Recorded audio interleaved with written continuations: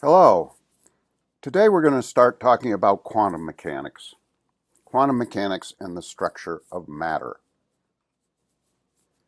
So what do we need to know for thermodynamics? Well, there are basically three things we need to know. The first is how atoms and molecules store energy. Okay, we know molecules can store energy uh, by translation, by moving back and forth, up and down, in and out, three coordinate directions. That's kinetic energy. A molecule can also store energy by rotation if it has a moment of inertia, about any axis that it has a moment of inertia. This is ethane, C2H6, so it can rotate in several different directions, but only three independently. Um, it can also vibrate. It can vibrate between the two carbons, like this, but it can also have various bending motions and that sort of thing. And then finally, the electrons have motion around the molecule, and I just represent that with the tips of my fingers. That's the first thing we need to know. How do they store energy? The second thing we need to know is what is the details of their structure? How do they store energy in detail? We know from quantum mechanics that isolated particles exist in particular quantum states, and that those allowed quantum states can be described by quantum numbers, and we need to know the properties of those states. And then the third thing we need to know is, once we know all that, how do the large numbers of particles behave in equilibrium? That's statistics. We've actually already done the statistics. You'll see that once we're done with quantum mechanics, then it will go pretty fast to figure out how large numbers of quantum mechanical particles, as it were, behave. Okay? But for now, we're going to talk about quantum mechanics. So to begin with, we do know that matter is made up of atoms and that atoms can combine to form molecules. We know that atoms are composed of a nucleus surrounded by electrons. We use the term structure to describe the allowed configuration of an atom or a molecule.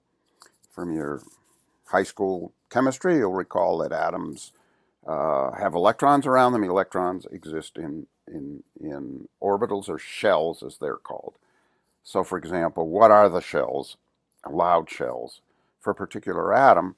And if we put two molecules together, how far apart are they on average, etc.? What if we have more than two atoms forming a molecule? What is their relative position with respect to each other, and so on?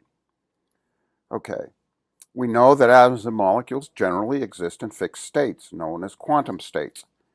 Now, there are many situations in which atoms and molecules are undergoing dynamic conditions that cause a change in quantum states.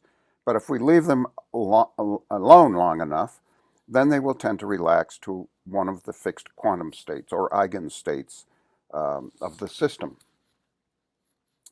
So what is a quantum state? It's an allowed configuration that determines spatial and dynamic behavior of the nuclei and electrons.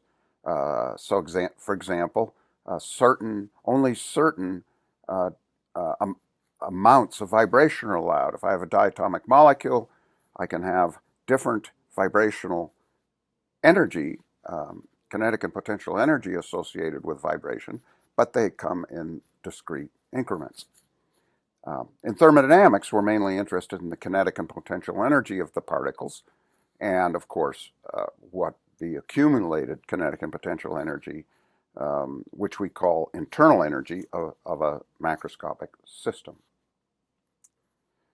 Typically, we describe the structure of atoms and molecules using, if we want to describe them graphically, we do so using energy level diagrams. And here are two examples. The one on the left is for the hydrogen atom. For historic reasons, in atomic structure, typically zero energy is considered to be when the outermost electron is the furthest away, or is far enough away from the nucleus that they are not interacting. That would be zero energy.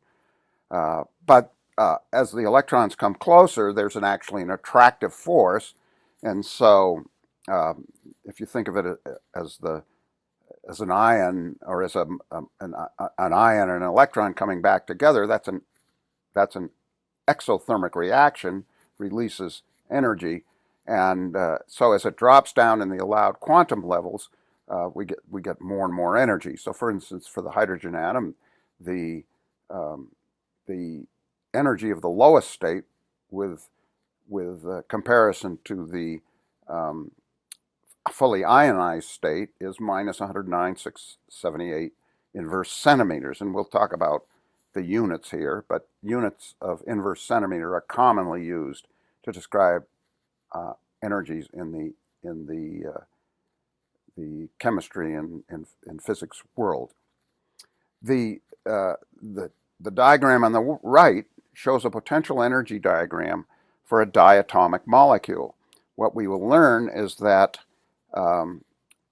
because electrons are very, very light compared to nuclei, that the dynamic behavior of the electrons tends to relax to a steady state condition much, much more rapidly than the motion of vibration or rotation. And so we can characterize the effect of the electrons, of all the electrostatic forces, in terms of a potential energy. And it looks something like this solid line, which I drew using the Morse potential. We'll get to what that is later. It's an analytic expression that looks like it ought to look. Not very accurate in reality, but that's fine. We'll run into a lot of that. But it gives the general idea. So when molecules are far apart, there's no interaction. As you bring two, or the nuclei are far apart, there's little interaction if they're far enough apart. But as you bring them together, then the electrons rearrange themselves in a way that results in a net attractive forces. These are called van der Waals forces, and they tend to want to pull the nuclei together. As they get closer together, that attractive force comes into competition with the repulsive force of the two nuclei, which have the same charge. And you will remember from freshman physics that likes oppose, opposites attract. So the nuclei are going to oppose each other. And so there's a balance in the force between them, and therefore in the potential energy, and you get what this solid curve looks like. The minimum of that would be somewhere near an equilibrium distance between the two nuclei. The dotted line shows what the potential energy for a harmonic oscillator, simple spring mass system, looks like, and we will in fact use that as an approximation to get an analytic solution for vibration. So what is quantum mechanics? It's the mathematics of atomic and molecular structure. We seek to determine from using that mathematics, we seek to determine allowed quantum states and their energies. And in the next video, we'll start by exploring a bit of the history of quantum mechanics. So that's it for this video. Thanks, and have a great day.